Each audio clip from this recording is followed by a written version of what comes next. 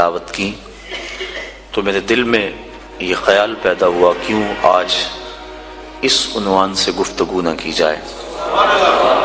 اور جب وہ نعت شریف پڑھ رہے تھے اور نعت شریف کا ایک شعر ایسا تھا کہ اس وقت میرا جی یہ چاہ رہا تھا کہ اس عنوان سے گفتگو کی جائے، تو چونکہ درس قرآن مجید ہے میں نے انہی آیات کو آج کی گفتگو کا موضوع بنایا۔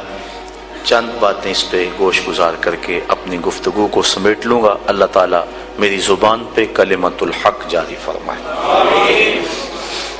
دنیا پر جن لوگوں نے اپنی زندگی کا ایک ایک لمحہ اللہ اور اس کے رسول کے لیے گزارا اور دنیا میں اپنے آپ کو تقوی کے نور سے مزین کیا، کل قیامت کے دن جب وہ گروہ در گروہ حاضر ہوں گے تو ان کے لیے جنت کے دروازے کھول دیے جائیں گے۔ وہ کیسا منظر ہوگا، اللہ تعالیٰ جل شانہ نے ان آیات کے اندر اس منظر کو بیان فرمایا ہے۔ وَسِيقَ الَّذِينَ اتَّقَوْا رَبَّهُمْ إِلَى الْجَنَّةِ زُمَرًا، اور جو لوگ اپنے رب سے ڈرتے تھے، تقوی اختیار کرتے تھے، وہ قیامت کے دن جنت کی طرف گروہوں کی شکل میں جائیں گے، گروہ در گروہ جنت کی طرف روانہ ہوں گے، ان کے قافلے رواں دواں ہوں گے، حتی اذا جاؤہا، یہاں تک کہ وہ جب جنت کے دروازے کے قریب آئیں گے تو پھر کیا ہوگا؟ وَفُتِحَتْ أَبْوَابُهَا، اور ان کے لیے دروازے کھول دیے جائیں گے، اور دروازے کھول کے ان کو داخلے کی اجازت ہوگی، بس نہیں، وَقَالَ لَهُمْ خَزَنَتُهَا سلام، جو داروغہ جنت ہوگا وہ ان کو کہے گا تم پر سلامتیاں نازل ہوں، ان کو سلامی دے گا، سلام علیکم طبتم، تمہارے اوپر سلامتیاں ہو، تم نے زندگی خوب اچھے انداز سے گزاری، طبتم، تم خوب رہے، اچھی زندگی تم نے گزاری، فادخلوها خالدین، اب آ جاؤ اس جنت میں ہمیشہ رہنے کے لیے، وقالوا الحمد للہ الذی صدقنا وعدہ، اور یہ جنتی جب جنت کی نعمتوں کو دیکھیں گے اور اس میں داخل ہوں گے تو کیا کہیں گے؟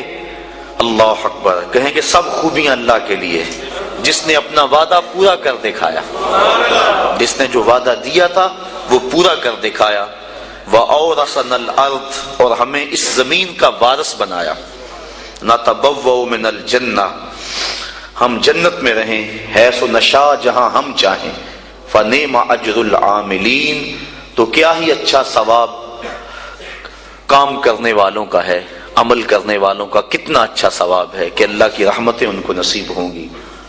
وَتَرَى الْمَلَائِكَةَ حَافِينَ مِنْ حَوْلِ الْعَرْشِ، اور اے مخاطب تو دیکھے گا فرشتوں کو کہ وہ عرش الہی کے آس پاس حلقہ بنائے بیٹھے ہیں، یہ منظر بھی تیری آنکھیں دیکھیں گی، کیا کرتے ہیں؟ یسبحون بحمد ربہم، وہ اپنے رب کی تعریف کے ساتھ اس کی پاکی بولتے ہیں، وقضی بینہم بالحق، اور لوگوں میں سچا فیصلہ فرما دیا گیا، وقیل الحمد للہ رب العالمین، اور کہا جائے گا سب خوبیاں اللہ کے لیے جو تمام جہانوں کا پالنے والا ہے، رب ہے۔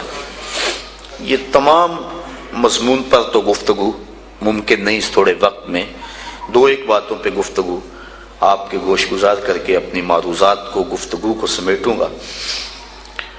وَسِيقَ الَّذِينَ اتَّقَوْا رَبَّهُمْ، اور وہ لوگ جو اپنے رب سے ڈرتے تھے، جنہوں نے تقوی اختیار کیا، ان کو چلایا جائے گا، إِلَى الْجَنَّةِ زُمَرًا، جنت کی طرف گروہ در گروہ، وہ گروہوں کی شکل میں جنت میں جائیں گے، چونکہ تقوی کی بنیاد پہ جو دوستیاں ہوں گی وہ قیامت کے دن قائم رہیں گی۔ قرآن مجید میں اللہ تعالیٰ جل شانہ نے ارشاد فرمایا کہ گوڑے یار، خلیل کہتے ہیں جگری یار کو، گوڑے یار کو، گوڑے یار قیامت کے دن ایک دوسرے کے دشمن بن جائیں گے، الا المتقین، لیکن جن کی دوستی تقوی کی بنیاد پر ہوگی وہ قیامت کے دن بھی قائم رہیں گے۔ اس لیے تقوی کی بنیاد پر قائم ہونے والی دوستی جب قائم رہے گی تو وہ یار کٹھے جنت میں جائیں گے. اور اس مضمون کو یہاں بیان فرمایا گیا. زومارہ گروہ در گروہ ٹولیوں کی شکل میں. اللہ اکبر، کیسی یہ ٹولیاں ہوں گی؟ اہل محبت کی ٹولیاں ہوں گی، پیار والوں کی ٹولیاں ہوں گی، الفت والوں کی ٹولیاں ہوں گی. اللہ اکبر. حتی اذا جاؤہا وفتحت ابوابہا. اور یہ ٹولیوں کی شکل میں جنت میں جا رہے ہوں گے، جنت کے دروازے ان کے لیے کھول دیے گئے ہوں گے. اور جو داروغہ جنت ہے وہ ان کو سلامی پیش کرے گا. سلام علیکم، تمہارے اوپر سلامتیاں نازل ہوں. کس بات پہ؟ تم نے زندگی اچھے انداز سے گزاری. اللہ فادخلوها خالدین، اب اس میں رہو اور ہمیشہ رہو، تمہیں یہاں سے نہیں نکالا جائے گا. تو زندگی اللہ کی رضا کے لیے جس شخص نے اچھے انداز میں گزار دی، دنیا پر گو مشکلات اس نے سہی، لیکن قیامت میں اللہ پورا پورا صلہ عطا فرمائے گا. حضور نبی رحمت صلی اللہ علیہ وسلم نے ارشاد فرمایا 4 اشخاص ایسے ہیں جن کو جنت میں جانے سے کوئی چیز نہیں روک سکتی. اور فرمایا اگر لوگوں کے سست پڑ جانے کا اندیشہ نہ ہو تو اے عمر میں تجھ کو کہوں کہ یہ بات گلیوں اور بازاروں میں لوگوں کو بتا دوں.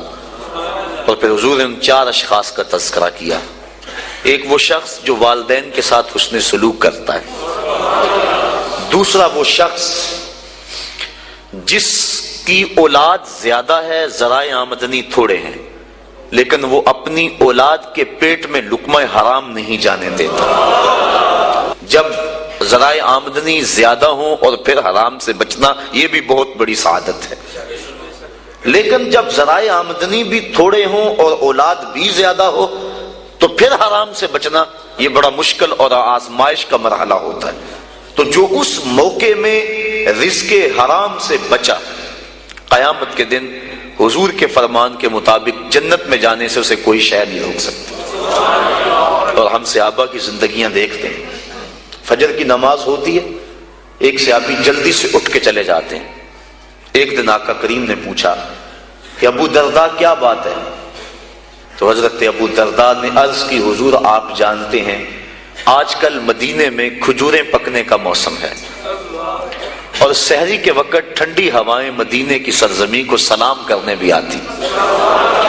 میرے ہمسائے کے صحن میں ایک اونچا لمبا درخت ہے کھجور کا جس کا جھکاؤ میرے گھر کی سمت ہے، اور جب ہوا چلتی ہے تو اس سے کھجوریں ٹوٹ کے میرے ویڑے میں گر پڑتی ہیں. میں جلدی جلدی اس لیے چلا جاتا ہوں کہ بچوں کے اٹھنے سے قبل وہ کھجوریں اٹھا کے ان کے گھر میں پھینک دوں، کہیں ایسا نہ ہو کہ میرا بچہ کوئی کھجور اٹھا کے اپنے منہ میں ڈال لے.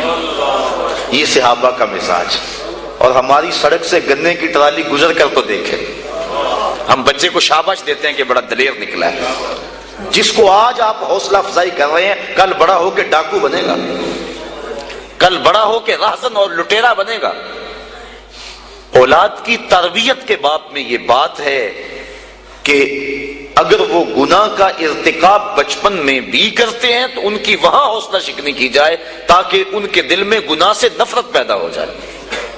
تو حضرت ابو درداء نے عرض کی حضور میں اس لیے جلدی چلا جاتا ہوں کہ ہمسائے کے گھر سے جو کھجور کا درخت ہماری سمت جھکا ہوا ہے اس کی کھجوریں جو گرتی ہیں میں ان کو اٹھا کے ان کے صحن میں پھینک دوں تاکہ کہ میرا بچہ وہ کھجور اپنے اندر نہ لے لے. اور آپ جانتے ہیں کہ حضرت امام حسین رضی اللہ تعالیٰ عنہ مسجد نبوی میں آئے، صدقے کی کھجوروں کا ڈھیر لگا ہوا تھا، بچے تھے، ایک کھجور اٹھا کے انہوں نے اپنے منہ میں ڈال لی. تو آقا کریم صلی اللہ علیہ وسلم تیزی سے آگے بڑھے اور ان کے حلق میں انگلی ڈال کر حضور نے کہا کہ اس کو نکالو باہر، اور اندر سے کھجور باہر نکلوا دی. میں اور آپ اپنے رزق پر اگر غور کر لیں اور اپنے رزق کی حلت کا سامان کر لیں تو عبادت کی لذت نصیب ہو جائے. تیسرا وہ شخص کہ جس نے ایسی سچی توبہ کی کہ دوبارہ گناہ کی طرف جانا اتنا مشکل ہے جس طرح تھن سے نکلا ہوا دودھ دوبارہ اندر نہیں جا سکتا. اور چوتھی وہ عورت جس نے اپنی ساری محبتیں اپنے خامد پہ نچھاور کر دی اور اس حال میں مری کہ اس کا خامد اس پہ راضی تھا، اس کو جنت میں جانے سے کوئی چیز نہیں روک سکتی۔ تو دنیا کے اوپر مشکلات سہیں، دنیا کے اوپر اذیتیں سہیں، لیکن کل قیامت کے دن مالک ان کو بدلہ عطا فرمائے گا۔